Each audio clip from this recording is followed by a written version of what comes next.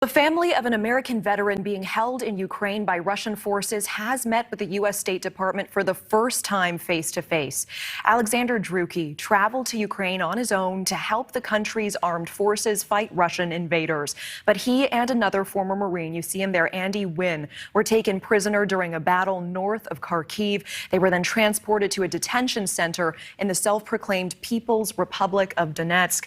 Alex's mom now, Bunny Drueke, is joining us live tonight. Bunny, thank you so much for being here. Thank you for keeping us updated.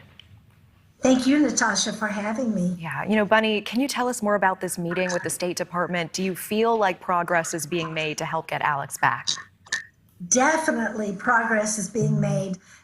We have a wonderful point of contact at the State Department in the consular affairs, and he arranged a virtual meeting so that Joy, Andy's fiance, and her mother, and Andy's sisters, and Alex's sister, and his aunt and I were able to meet with him, see him face to face.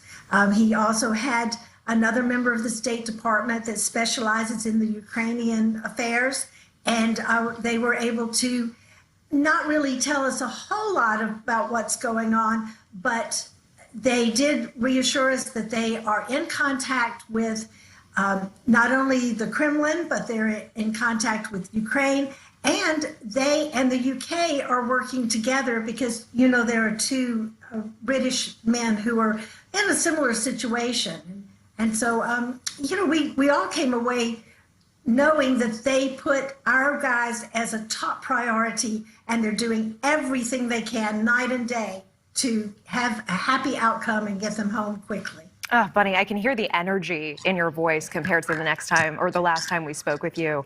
What is the emotion there? Is it just relief knowing that your son is not forgotten, that there is a team actually working on this? Yes, I'm sorry. Yes, it does make me really, really happy. I knew that they were working, but after that meeting, I was aware of just how hard they're working. And I really feel like they care about us personally. The boys are not just another name on a page. That really is a personal job that they're taking very seriously. Yeah. Can you share with us, do you have a sense of what the next steps may be after this? Well, they're going to arrange a meeting for us, another virtual meeting with the Ukrainian ambassador there, so that we'll have a chance to see, hopefully, what is happening on Ukraine's end of this situation, and that will be really helpful to us. And Bunny, the last time we spoke with you, we know that the State Department was able to pass a message to Alex from you. Your words went right to my heart. And at that time, you wanted him to know, quote, "I'm doing everything I can to secure him and Andy's release. I'm taking good care of his dog, and I love him with all of my heart."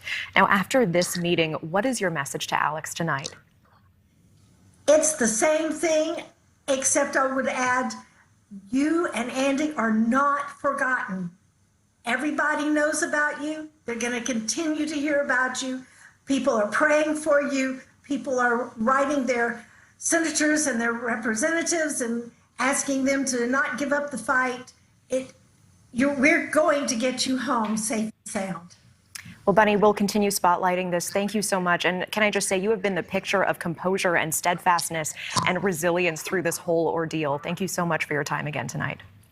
Thank you, Natasha. I really appreciate you helping us to get this story out. Thank you.